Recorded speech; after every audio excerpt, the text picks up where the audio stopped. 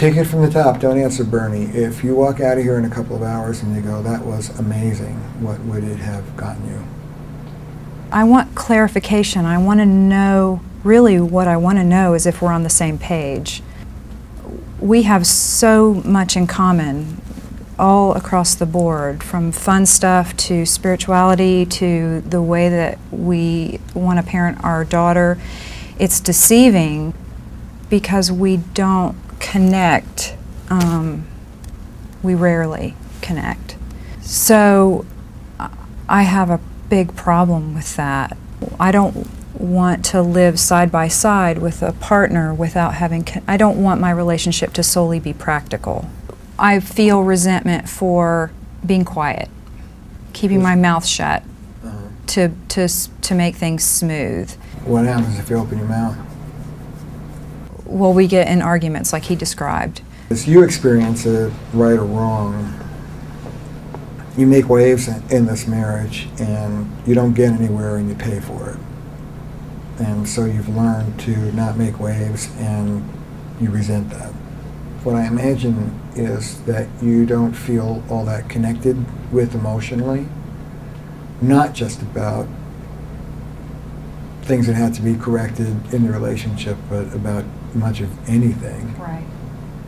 Is that right? Yes. Even though we have a lot in common, I don't feel connected on those things. Yeah, that's really sad.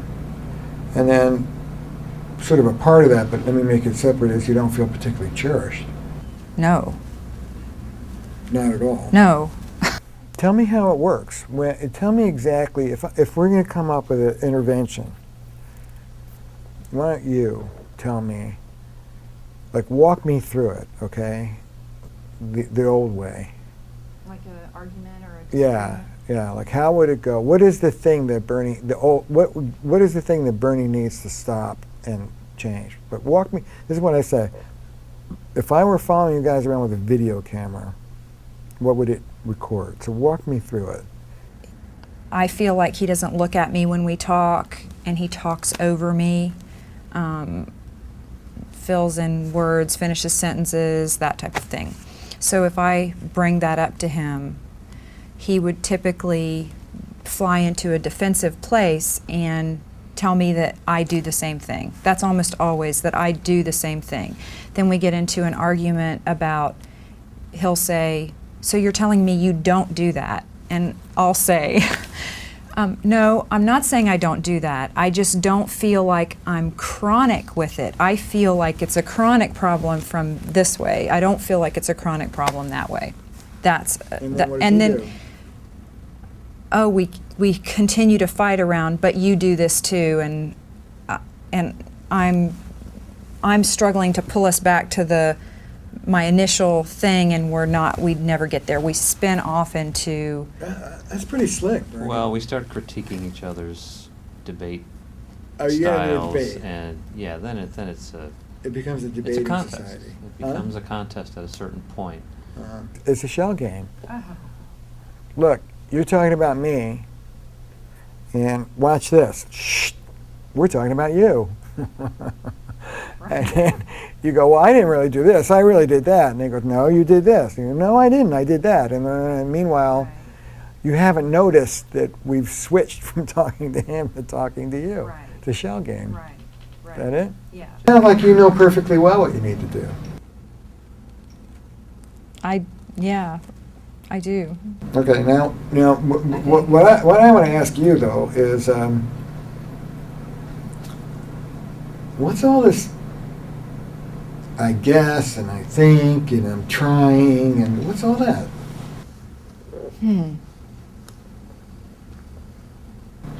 How old are you? 38. Would you say that you're below average intelligence, or above average intelligence? And don't lie. I would say that I'm above average I would intelligence. too. You're a 38-year-old of above average intelligence. Would you say this is murky? What? you need to do here? Is this unclear? When he tries to do that switcheroo, what you need to do is stop him and not do that? No, but then why do I feel murky about it? I do feel murky in those moments, and I Well, feel you murky when murky I'm about it, probably analyzing because of it. your family of origin and your childhood.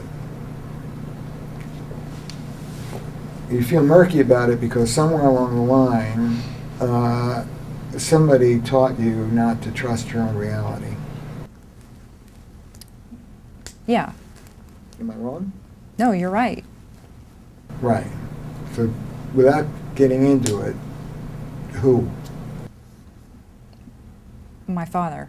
How did he do it? I was hoping we were going to not get to this. You have to make a decision.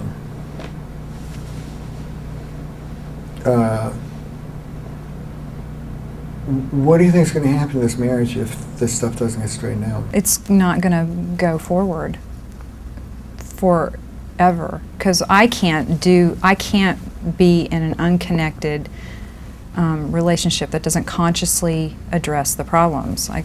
You don't want to. I don't want to. blame you. So, what do you think is going to hurt Bernie more?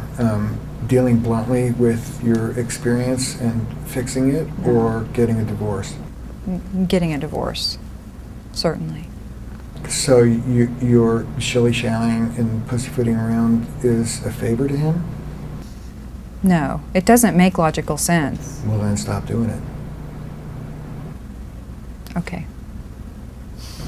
See, I have this radical idea that people are responsible for what they do. Yeah, I do too. And also that people are responsible for what they feel.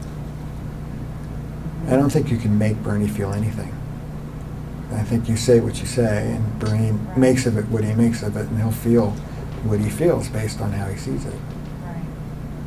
So, for example, if you were to say, I feel bullied by Bernie, and I love him, and I care about our kids, and I want to fix this. I don't want this marriage to rot. And Bernie makes up that you're just being a bitch and that he's being picked on, then he's going to have those feelings.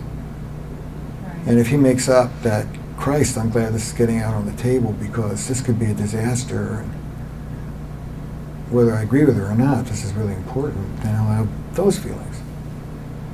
And his feelings will be determined by how he sees it. That's what we believe. The way you see something will determine how you feel about it. Right. And the person who decides how you see it is, guess who? You. So listen, Bernie, she doesn't think you believe her. She thinks that you think that, this is kind of, I guess, I'll make it up, kind of like, female histrionics, and things aren't really all that bad, and it'll go away. Is she right? No. What's the truth? What's what? Correct it. What do I believe? Yeah. I believe she'll be out of here at a point in the not too distant future if progress isn't made. Okay, got it. Now look, on this front. what would that be like for you? To make progress? No, to To- lose her. It'd be devastating. Pardon me? Devastating?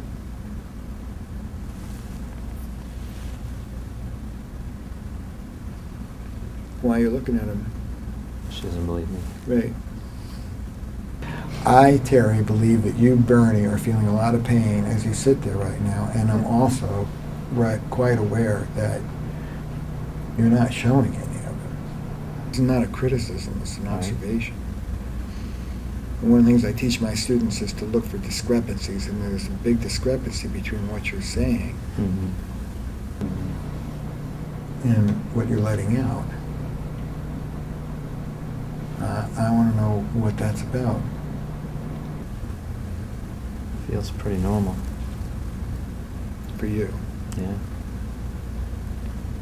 That's pretty walled in. It's pretty what? It's pretty walled in. I do have a tool for you. Okay. This is called a dead stop contract. And you have to agree to it. The way it works is if you are feeling not listened to, you say so. And you have a signal. You can make up your own signal, but the default would be dead stop, bullied, or dead stop, mishmash, or dead stop wishy-washy, or dead stop bubblegum, or whatever it is. You decide. We'll say for now, dead stop bubblegum. Dead stop bubblegum means I'm not being listened to. I'm getting confused with all this. You're doing a good job of manipulating me because I'm I don't like it. And the way this works, you can come up with your own word, but the way this works is you agree now. If you hear dead stop bubblegum, you come to a dead stop. Whether you agree with it or not. You don't argue with her. You don't say, oh, honey, I wasn't doing that. No. Whether you see it, whether you don't see it, whether you think that she's deliberately just using this to stick it to you and be intrusive and whatever, she can abuse this. That's her problem.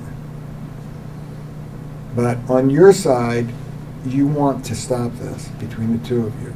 If you hear dead stop bubblegum, you stop. And you say, I'm sorry. I don't mean to be playing games with you. What could I say or do right now that would help? And then she tells you, simply, directly, and you do your best to do it. 9 out of 10 times she say, okay, what you could do right now is don't minimize what I'm talking about, don't justify yourself, don't be defensive, don't deflect it back on me, just hear what I'm saying. Would you do that? She says that, you say, yes, and you do it. Because it won't kill you. Right. Not that hard. Yeah. I think it would probably be harder for me, actually. If you can't do it, don't bluff it. Deal with it. In real life, sometimes you get through and sometimes you don't. But you get through enough that it's okay. Just like she's safe to a degree, but not perfectly. And she will hurt you, but the good will so outweigh the bad that it'll be all right. That's how it is. And if you really can't stand up to your own fear and be brave, then you need to do some work to decrease that level of fear. But to be honest, that's not my feeling about you.